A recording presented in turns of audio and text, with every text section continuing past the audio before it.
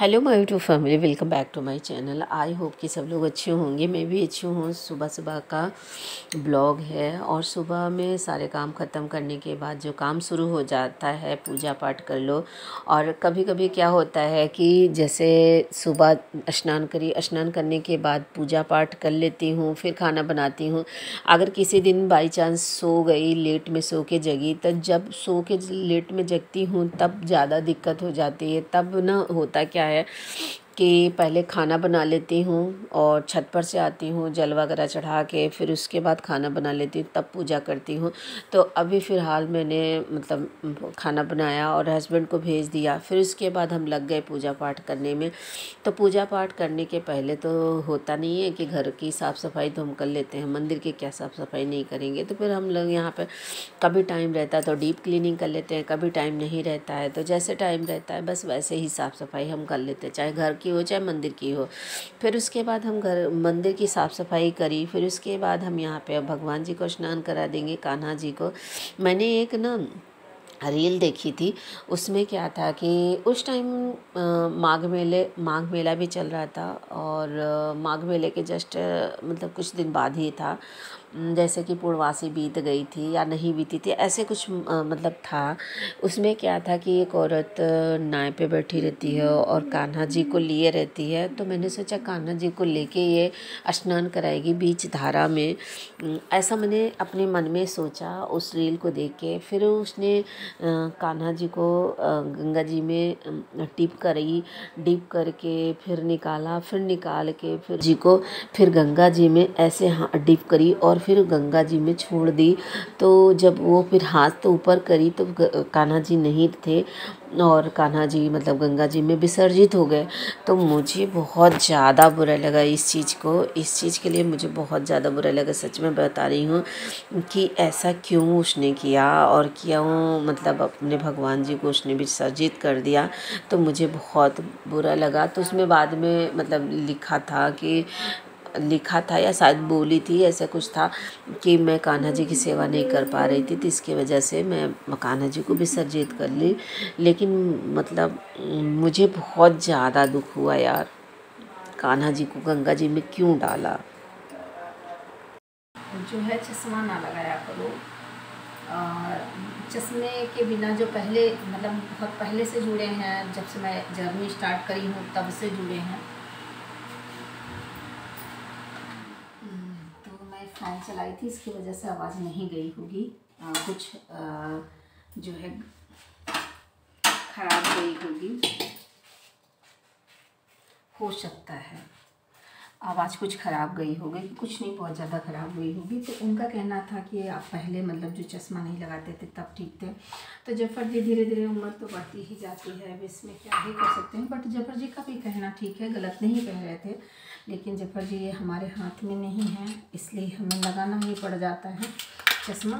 तो कुछ चीज़ें जो है ना हमारे हाथ में नहीं होती हैं। और दूसरा मैं आपको ये बताऊँ, दूसरा ये कि हिंदुस्तान, पाकिस्तान या कोई भी देश हो, हम जो जहाँ पे है उसको वो प्यारा है और होना भी चाहिए, वो चीज़ होना भी चाहिए। अपने देश के प्रति एक जो देशभक्ति होती है वो होना चाहिए। लेकिन दूसरे के देश को ना ही गलत बोलना चाहिए, ना ही गलत सोचना चाहिए। तो ये सारी चीज़ें दोनों देश मतलब ऑल इंडिया और पूरी दुनिया मतलब सभी के लिए आता है। तो कहीं का भी रहने वाला हो, जो जिस घर में रह रहा है उसका घर वही ही स्वर्ग है। कहते ना, जब चिड़िया घोंसला बनाती है तो वो ये नहीं देखती कि दूसरे का महल कितना अच्छा है, वो ये देखती है कि मेरा महल कितना सुंदर है। और दूसरे का महल उसे नहीं काम देगा, वो अपने ही घोंसले में खुश रहेगी। हवा आए बारिश आए हर चीज़ वो अपने ही महल में झेलेगी। तो वही है कि मतलब हमें दूसरे की चीज़ों के ना ही हमें सुख देगी ना ही कुछ देगी। तो दूसरों की चीज़ें और दूसरे के लिए इतना परेशानी क्यों कर रहे हैं। ना ही बुराई करो ना ही भलाई करो, अपनी लाइफ जियो यार, खुशी खुशी।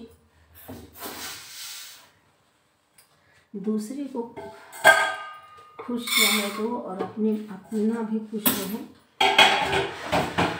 आपको खटर पटर की आवाज़ आएगी, भाई देखो इंसान है और चार बर्तन है तो खटर पटर तो वैसे भी करना है, वो खटर पटर आएगी आवाज़। तो आप लोगों को मैं दिखा देती हूँ कि मैं करने क्या जा रही हूँ। आप लोग सोचेंगे कि मैं कर क्या रही हूँ। तो मैंने ले लिया है यहाँ पे चावल और ये है दाल, जो कि मैं सोच रही हूँ कि बना लूँ फटाफट। तो मैंने यहाँ पे 2 करेले रखे थे और जो करेला मैं सोची सब्ज़ी बना लूँ, लेकिन पीला पड़ गया है तो इसको सब्ज़ी बनाने का कोई मतलब ही नहीं है। तो चलो इनका जो डिस्पोजल वाला काम है वो मैं कर देती हूँ। तो फाइनली मैंने करेले को डाल दिया उसमें। और अब दूसरा काम क्या आता है जो है वो कि पहले मैं इन सब चीज़ों को खूब अच्छे से धुल लूँ। और आप लोगों के वजह से तो मैंने फैन नहीं ऑन किया है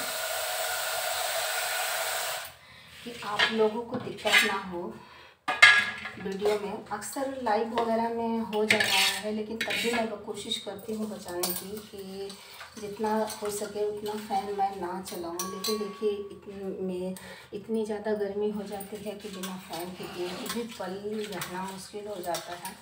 तो अभी मैं यहाँ पे चावल तो ली हूँ और इसमें भी पानी डाल दो।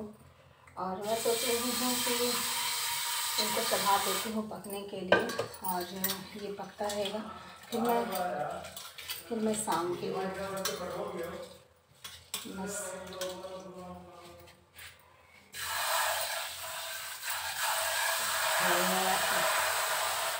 फाइनली जो है भैया लोग ना, मतलब मेरा डाइनिंग टेबल जो है पॉलिश कर दिए हैं। अब इसमें जो सोफे का लगना है वो बचा हुआ है, कांच वगैरह लकड़ी वगैरह जो भी लगेगा वो बचा है। मैंने इसको सुविधा जान के लगाया और आप लोगों को इस प्रोडक्ट के बारे में बताया भी। लेकिन इसकी ना जैसे जैसे इस्तेमाल कर रही हूँ, इसमें क्या है कि पानी के फुहारे जो हैं बहुत ज़्यादा मुलायम नहीं हैं और बहुत तेज़ स्पीड से, तो इसकी वजह से थोड़ी आवाज़ भी ज़्यादा है। झेलने में सही है थोड़ा सा, देखो फुहारे तो देखो। क्या बन रहा है? दाल चावल। कहीं नहीं जाना है क्या? नहीं। ठीक।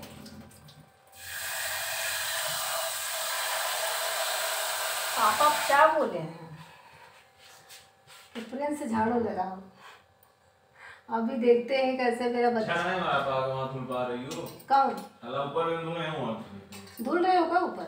बड़ा ऊपर धुल रहा कौन धुले? ऊपर रूम सिया वाला भी? अपना कहां है तेरा?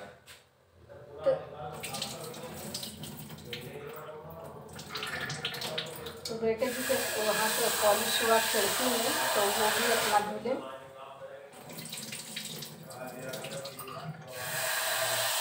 आप सोच रहे हो मैं कितनी देर लगा रही हूँ इसको धुलने में। तो पता है मुझे ना, जैसे चावल पुराना हो जाता है तो एक कहते हैं ना कि पुराना ही का स्वाद आने लगता है। एक मतलब बताएंगे आपको, बासी बासी नहीं लगने लगता है, चाहे उसको पुराना ही बोलो चाहे पुराना कह दीजिए। तो वो चीज़ें मतलब थोड़ा सा मैं उस चावल को धुल देती हूँ ताकि वो मुझे ना आए। मेरी नाक जो है बहुत ज़्यादा तेज़ है। ये बेटा मेरी मुंडी आ रही नहीं, मेरी मुंडी आ रही है, मतलब मेरा सर।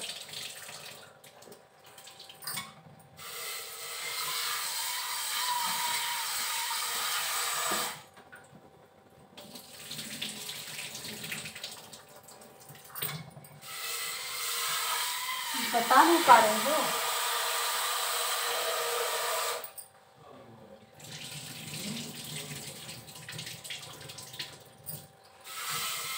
तो पानी भी डालूंगी, नमक को पानी।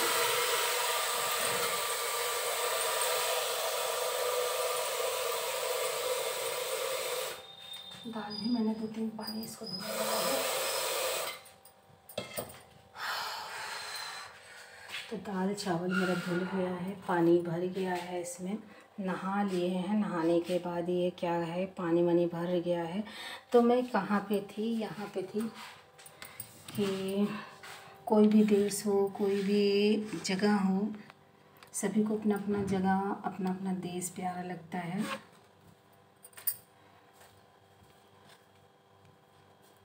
और लगना भी चाहिए, ये ज़रूरी है, लगना भी चाहिए।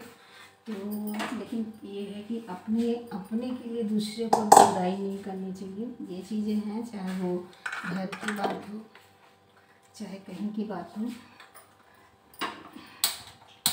तो पहले तो हम ना जो है एक तरफ दाल, एक तरफ चावल रख देंगे। और आप सोच रहे हैं मैं चावल क्यों ऐसे पका रही हूँ, तो चावल जो है इसको ग्रेट करने के लिए निकाले, तो जगह पे चीज़ें चली जाती है तो ज़्यादा ठीक रहता है।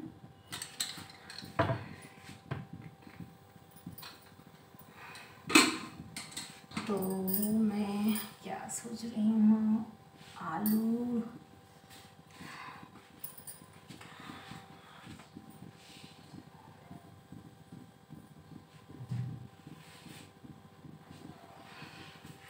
तो अगर आपको एक साथ बनाना है तो आप दाल में आलू भी डाल सकते हो। पहले तो मैं इसका ढक्कन जो है लगा दूँ दाल चावल का। उसके लिए किसी की बुराई नहीं करनी है हमें, और ना ही एक दूसरे के लिए ये नफ़रत की भाव रखना है। और ये सब चीज़ें छोड़ना होगा सभी को, हमें भी, सबको। तो मतलब ये नहीं है कि जफ़र जी का मैं सम्मान नहीं कर सकती हूँ। जफ़र जी भाई बात करने में तो बहुत ही अच्छे इंसान हैं। और तो जफ़र जी इतनी सारी बातें हो गई। मैं आपको ये बताऊँ कि मैं चश्मा शौक़ से नहीं लगाती हूँ जफ़र जी, मजबूरी है, इसकी वजह से मुझे लगाना पड़ता है। क्या करूँ, चक्कू ले लेती हूँ। मतलब किसी चीज़ को शौक़ नहीं होता है, मैं भी चाहती हूँ। पहले अच्छा लगता था, जब जो चीज़ ना आप ना करो उस चीज़ को अच्छा लगता है। जब वो चीज़ करने लगो ना, फिर उसके बाद वो लगता है कि यार ये गलत था, बल्कि पहले ही वाला सही था, अब वाला नहीं सही है। तो होता है, ये सब चीज़ें होता है लाइफ में ऐसे, और सभी के साथ होता है। अभी जो बच्चे होंगे ना, उनको नहीं समझ में आ रहा होगा कि हाँ हम ये क्या बोल रहे हैं। उनको बस ये लग रहा होगा कि ये यार पता नहीं क्या फालतू के बोल रहे हैं। तो जब ऊपर पड़ेगा ना, फाइनली एक आलू मैंने छीला है, बाकी 3 छीलने हैं मुझे। तो जब ऊपर कहते हैं पड़ता है ना, तब समझ में आता है कि हाँ ये चीज़ सही वो बोल रहे थे। पहले हम भी लोग सोचते थे कि हाँ यार पता नहीं क्या बोल रहे हैं, क्यों नहीं करना चाहिए ना।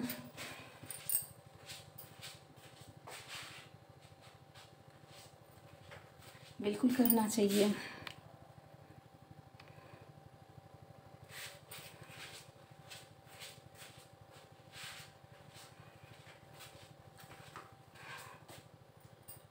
हमने सोचा कि चलो आपसे बातें भी करती रहूँगी और आलू भी छील लूँगी। तो फिर फाइनली यहाँ पे मैं आलू छील रही हूँ। और ये आलू मैं दाल में डालूँगी। दाल चावल आलू, मतलब आलू की सब्ज़ी बना सकते हो, आलू की आप जो भी चाहो, आलू बॉयल हो जाए उसका चोखा भी बना सकते हो। और तो हमारा जैसे दो चीज़ एक साथ तैयार हो जाएगी, जैसे दाल है और आलू का वो भी तैयार हो जाएगा, 2 चीज़ तैयार हो जाएगा। तो आप लोगों को कैसा लगा वीडियो, आप लोग कमेंट करके ज़रूर बताइएगा। और नेक्स्ट ब्लॉग में हम क्या करेंगे किचन में, या फिर मतलब घर में कौन से काम कर रहे हैं, वो उसका वीडियो मैं शेयर करूँगी। और अगर आप लोगों को वीडियो अच्छी लगे तो प्लीज़ लाइक कर दो। चैनल पे पहली बार विजिट करें तो प्लीज़ चैनल को सब्सक्राइब कर दो। और नई वीडियो हर दिन जाएगी और अलग हट के जाएगी। आज मैंने दाल बनाया, आज मैंने चावल बनाया, आज मैंने सब्ज़ी बनाया, वो सारी चीज़ें मैं आप लोगों के साथ शेयर करूँगी। एक हाउसवाइफ को कितना काम करना पड़ता है, एक हाउसवाइफ ही नहीं एक इंसान को कितना काम करना पड़ता है, हर रोज़ काम रहता है। ये है तो मैं अपना ही काम नहीं गिनाऊंगी क्योंकि सभी को काम अपना करना होता है, तो सभी करते होते हैं। तो चलिए अभी यहाँ तक का सफ़र है, तो मैं सोच रही हूँ कि बाकी भी सफ़र आपको दिखा ही देती हूँ। तो पहले चल के आलू का जो है स्नान करा दूँ, फिर उसके बाद आलू को करना क्या है वो मैं दिखा देती हूँ कि आलू को करना क्या है। तो फाइनली आलू जो है स्नान कर चुका है और आलू कुकर यहाँ पे पड़ा हुआ है। तो मैंने आपको कितना आलू लिया है वो तो दिखाई दिया है। तो मैंने 4 पीस आलू छीला है, 1 पीस कुकर में गया, दूसरा भी गया, तीसरा भी गया, चौथा भी गया।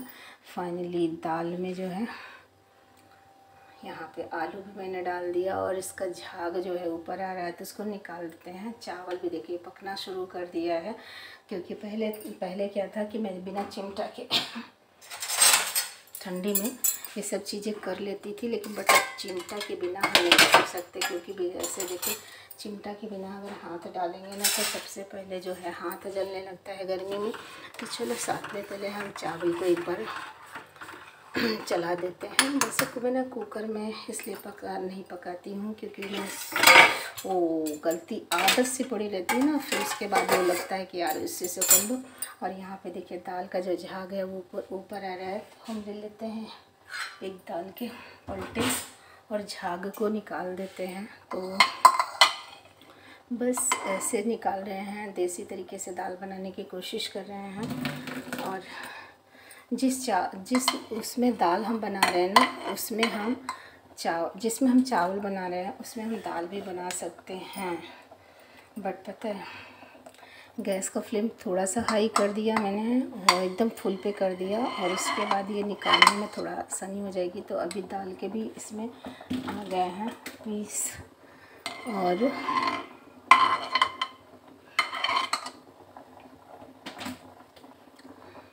तो दाल पकना शुरू हो गया है। लेकिन जो है मैं इसलिए नहीं इसमें पका रही हूँ खुले में भगोने में दाल, लेकिन मैं सोच रही हूँ किसी दिन से ट्राई करूँ, क्योंकि पहली बात तो कुकर धुलने में भी प्रॉब्लम करता है, और खुले में दाल पकाने से ना एकदम देसी वाला लुक आ जाएगा, और जो नुकसान वाला बात आ रही ना वो भी हट जाएगा। कहते हैं कि इस तरह से खुले में दाल पकाने से जो बीपी शुगर तो यहाँ पे देखिए एक चीज़ तो बहुत गंदे हो यार, तुम तो बहुत गंदे हो। यहाँ पे देखिए लगा दिया, यही प्रॉब्लम है खुले में पकाने में। खुले में इनका ना जो है उफनपन थोड़ा ज़्यादा हो जाता है, यही दिक्कत है, इसीलिए सब लोग कुकर का इस्तेमाल करते हैं। तो चलिए देखिए दाल चावल बातों बातों में पकना शुरू कर दिया है और पक रहा है। तो अभी कुछ ज़्यादा ही उठना जा रहा था, तो मैंने इसको कर दिया एकदम स्लो पे। तो थोड़ा स्लो करने के बाद ये थोड़ा सा डाउन हुआ है। तो अब इसमें क्या क्या मसाले वगैरह डालने हैं वो हम डाल लेते हैं। चलिए हम दिखा ही देते हैं। अक्सर तो हम ऐसे करते हैं, आप लोग अक्सर मेरे ब्लॉग में ऐसा देखे होंगे कि मैं क्या क्या करती हूँ क्या क्या नहीं करती हूँ। तो सबसे पहले इसमें हम दाल में स्वाद के अकॉर्डिंग नमक डालेंगे। आप इसको फ्राई भी कर सकते हो, अरहर की दाल है तो, बट मैं आज तो फ्राई करने का मूड नहीं है।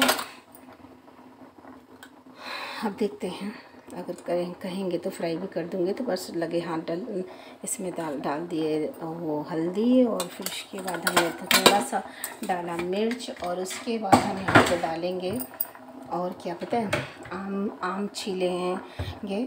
और मैं जा रही थी खटाई सूखा डालना, तो आम छीलेंगे उसको डाल